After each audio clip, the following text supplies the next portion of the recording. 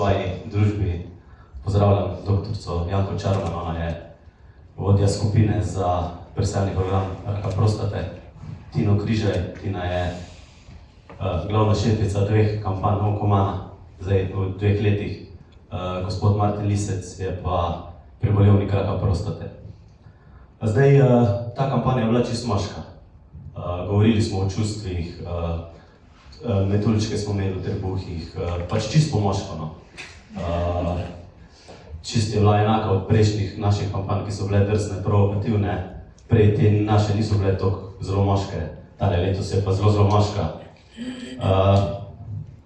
Zdaj, današnji dan je namenjen rezimeju v kampanji SMS Fotru, Atano, Ateju, Očiju, ta staremu fotku, kot pravi Domen Valič, predvsem pa je namenjen preventivi in kaj lahko moški naredimo za svoje zdravje.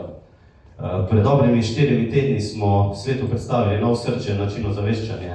Otroke smo prosili, da z pomočjo spletne strani SMS Fotru pošljajo SMS, ki bo seboval najljubši spomini nekaj. Najljubših spominov ste prevideli, tudi prebrani na tem našem zadnjem videu. Jaz sem zelo presenečen, koliko sporočil je bilo poslanih. Če sem čisto iskren, jaz nisem upal, da bomo dosegli to številko. Jaz sem v začetku na viziti rekel, da želimo, da je poslanih 314 000 sporočil, kolikor je moških v tej starostni skupini. Želja je bila pa, da dosežemo vsaj teh 1600, ki jih na leto zboli za rakom prostate. Zdaj, če bi moj ati bil še tukaj z mano, bi jaz tudi poslal to SMS sporočilo, ampak jaz sem mu jo v mislih poslal tja čez Mavrico. Zdaj, naše delovanje društva pa niso samo kampanje, so tudi svetovanja, pogovori z bolniki, delovanje v raznih strokovnih skupinah na Ministrstvu za zdravje. Pri državnem programu za obvladovanje raka je krog življenja in od letos naprej tudi kolo življenja. Kjerkoli se pojavi Onkomani akcija, je predstavljanje mej višje in boj za moško zdravje. Zdaj, če kdo ve, kaj pomeni boj za zdravje, je to moj prvi sogovornik. To je gospod Martin Lisec. Njemu so pred nekaj leti postavili diagnozo raka prostate. Zdaj se bom pa jaz postavil mojo kožo. Kakšni so bili vaši občutki? Jaz dobim večkrat to vprašanje. Kakšni so bili vaši občutki, ko ste zvedeli za diagnozo? Hvala, Matej. Lep pozdrav vsem skupaj. Torej, ni bilo pred nekaj leti, lansko leto je bilo to. Torej, lani avgusta sem deklariran. Kakšni so občutki? Občutki, najprej to seveda vedno šok, ker tako, to so stvari, na katere pravzaprav nismo ljudi v življenju nikoli pripravljeni. Jaz kar veliko predavam, sem psihoterapevt, logoterapevt in sem tudi že prej večkrat na predavanjih, če je beseda na to nanesla, pač postregel s tem statističnim podatkom, da bo vsak 3. Evropejc v loku svojega življenja slišal to diagnozo raka prostate. In zanimivo, kako smo ljudje narejeni. Jaz sem to zelo samozavestno pripovedoval, kako bo vsak 3. to slišal, ampak veste, jaz nisem bil v duši, glavi, srcu za trenutek nikoli 3. Jaz sem bil 1. ali 2. ali 4. ali 5. 3. je pa nekdo drug. Ko pa ugotoviš, da si pa ti tisti, ki si dobil to diagnozo, je pa seveda potem ves ta proces soočanja, sprejemanja in pa razmisleka, kako s tem od tod naprej. Jaz sem v tem smislu tudi kot logoterapevt zelo realen in mislim, da mi tudi logoterapija pri tem zelo veliko pomagala, ker logoterapija je zelo pragmatična v tem smislu, gledajte, gradimo lahko s tistim, kar imamo na razpolago. In seveda, ko je to del tvojega življenja, je seveda to nekaj, kar je potrebno integrirati, kar je potrebno sprejeti v svoje življenje in potem od tod naprej zastaviti, iskati smisel, poglabljati in tako. Se mi zdi pa ta ideja, oziroma to, kar razvijamo zdaj, skratka, da bomo vzpostavili skupaj z društvom Onkoman prav psihološko pomoč moškim, ko dobijo diagnozo, ko grejo skozi to diagnozo, in potem naprej. Ker to se mi zdi, da je tako eno tako polje, ki je zelo pomembno, to pomeni osveščati moške predvsem, ker ženske ste tukaj mogoče nekoliko bolj odprte, da je pomembno o teh stvarih govoriti, da je pomembno, to pomeni ranljivost, ki jo začutimo ob diagnozi, zdraviti z besedo, zdraviti z bližino, zdraviti s pogovorom. Zdaj, če jaz se navežem nazaj na našo preteklo delovanje oziroma na vzpostavitev naših programov, bom zdaj pa navezal na to vprašanje, na vzpostavitev te nove skupine.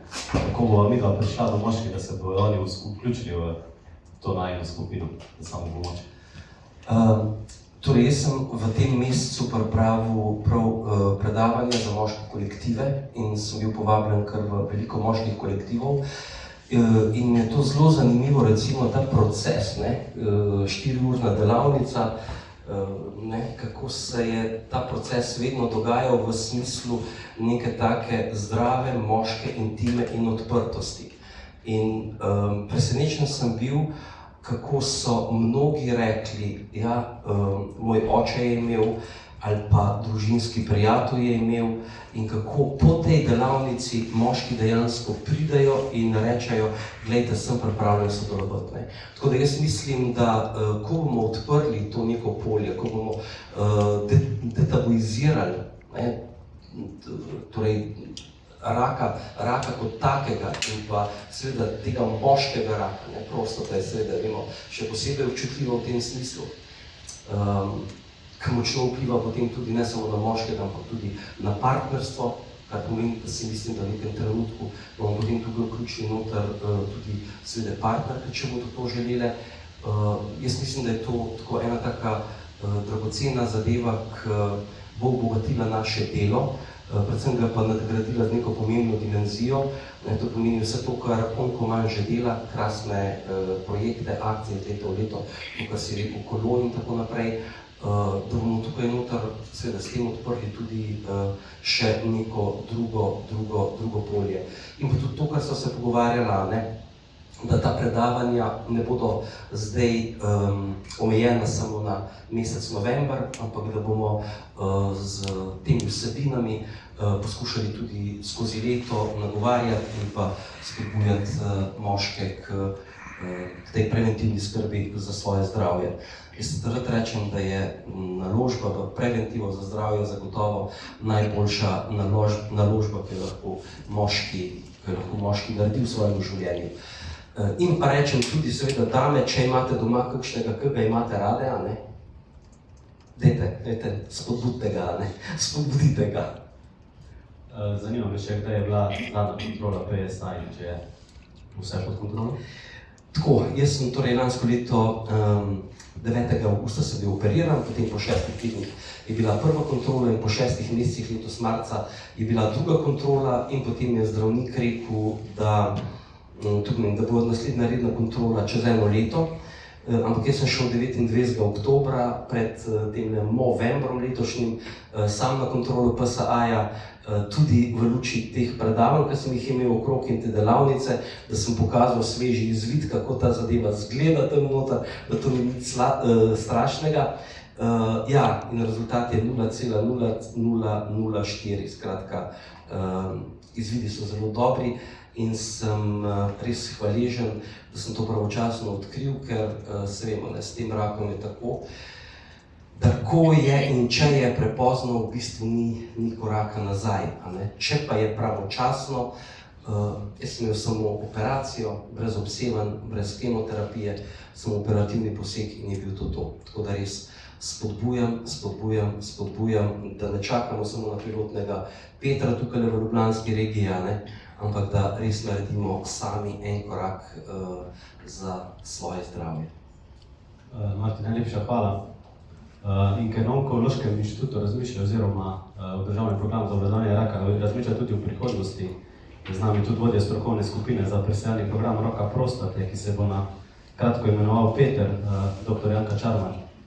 Janka, hvala, da se udeležite, pa da mi včasih kar hitro odgovorite na kakšna vprašanja, ki mene zanimajo. Zdaj me pa na kratko zanima, Kakšno je stanje na področju raka prostate v Sloveniji, morda statistike, specifike, izzivi našega prostora, se v čem razlikuje od sosednjih držav, koliko ljudi letno preseneti ta diagnoza in kakšne so njihove možnosti preživeti? Ja, pa hvala za ponovno vabilo. Moram reči, da se vedno rada odzovem, pa ne gre samo za dober namen, to vsekakor je to osnova, ampak mislim, da je tle zmeri še nekaj več, zmeri je prijetno, zmeri ima neko dodatno dobro vzdušje in mislim, da je to tudi zelo pomembno za sodelovanje za naprej. Vemo, da brez tega osebnega pristopa, brez direktnega nagovarjanja moških, pravzaprav mi lahko še podelamo in se še potrudimo, ampak za uspeh moramo biti zelo složni in zelo, bom rekla, na različne načine delovati. Tako da, kar se tiče raka prostate v Sloveniji, je stanje podobno kot v večini evropskih držav. Vemo, da je najpogostejši, če mislimo ta melanomski kožni rak. Po zadnjih podatkih registra raka jih zdaj zboli več kot 1700 na leto. V primerjavi z Evropo je število novo zbolelih na leto nad evropskim povprečjem, vendar je tisto, kar nas pravzaprav bolj vznemirja, je pa to, da je tudi število umrlih nad evropskim povprečjem.